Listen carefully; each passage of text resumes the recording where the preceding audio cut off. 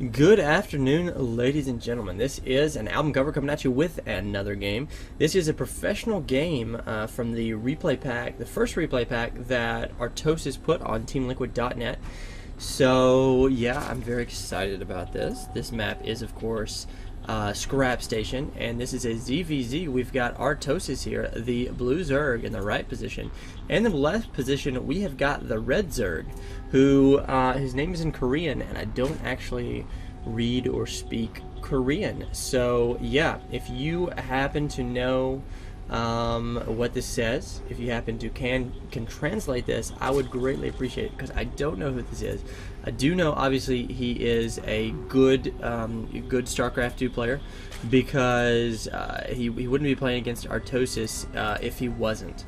So for those of you that don't know anything about Artosis, Artosis is he's a pretty good Zerg player, obviously a professional at it, and he casts games in Korea a lot of times for GomTV. So if you want to check out their stuff, go to gomtv.net. That's GOMTV.net, and you can check out some of his stuff there. And he does a lot of casting, at least for the GSL. He does a lot of casting with Tasteless. So yeah, it's a very good caster and pretty good player as well. So we can see both players.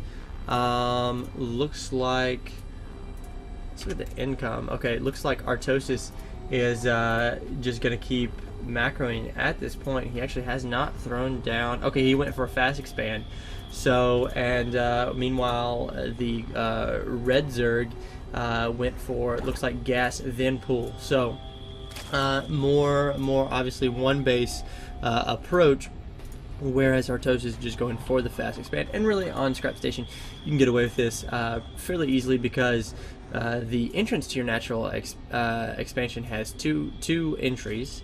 This one right here, which is fairly large, but a couple spine crawlers can help to defend that. And then it's got a sort of a backdoor entrance right here with some destructible debris there. So until those destructible debris get cleared away, it's pretty easy to hold off. So Artosis is going to go ahead and then get gas B4 pool.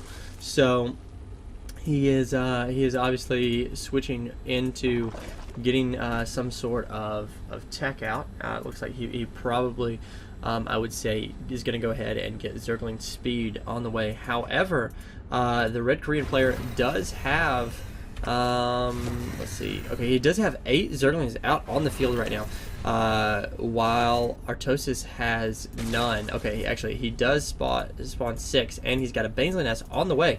However, I'm not really sure that Banesley Nest is actually going to be ready in time. These Zerglings are kind of just dancing around. However, this red Korean overlord can see exactly what's going on and can see when reinforcements are coming in. However, Artosis' Zerglings get basically surrounded and just taken out right there. So we've got more Zerglings on the way for Artosis, and a queen coming in here to try to protect as well. However, I don't really see any defense down here at his expansion, while the red Korean player does have Banelings on the way, and really one Baneling could destroy all of these blue Zergling, and as soon as those Baneling hatch, it is going to be just not good at all. So these Banelings are going to come down. One Baneling explodes and takes out all of those. These Banelings looking for drones to kill at the moment, and they are not able to find them.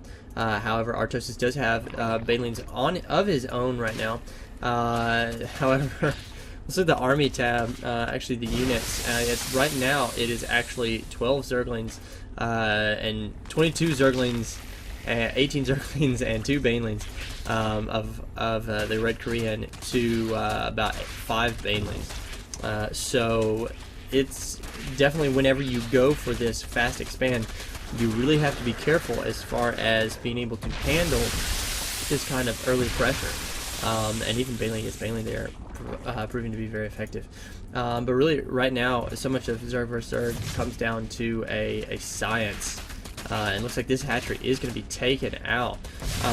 Interesting to note, however, that with the recent patch of 1.1.2, the hatcheries have, I think, 1,500 life, which is obviously a considerable amount more, and things like the spawning pool now has 1,000 life, and I think the Spire has some more life as well.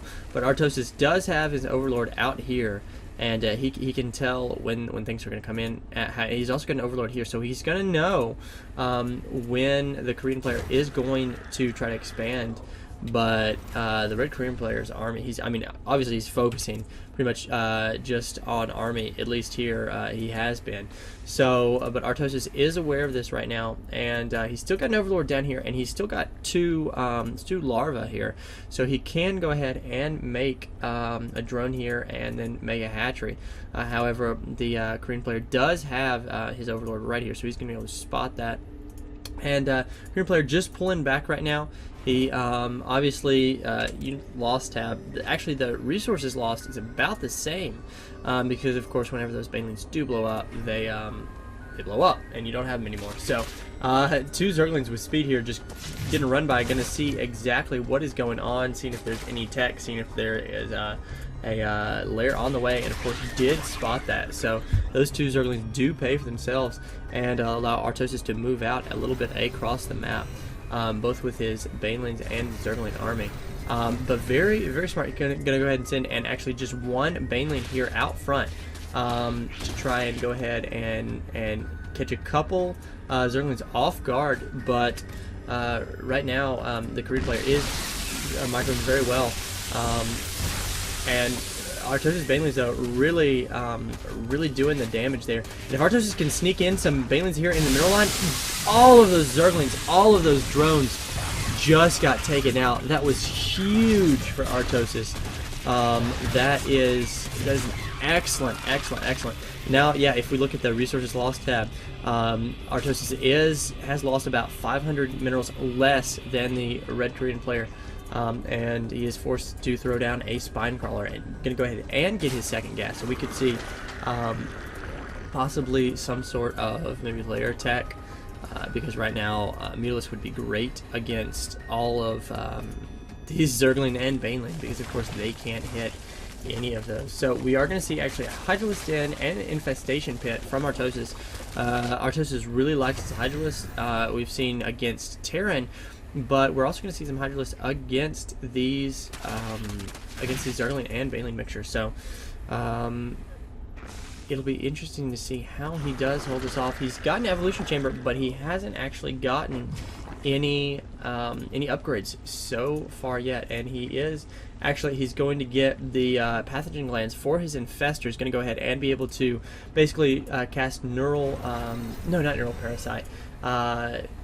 Fungal growth, yeah, that's what it is. Fungal growth, and hold these Zerglings in place, and then just run in with like 2 Banelings and kill the entire Zerg army. So that is what Artosis has got on the menu, and we're hoping that the Korean player can stomach it so far. So Artosis has, like we've seen before, he's doing a very good job as far as spreading his creep.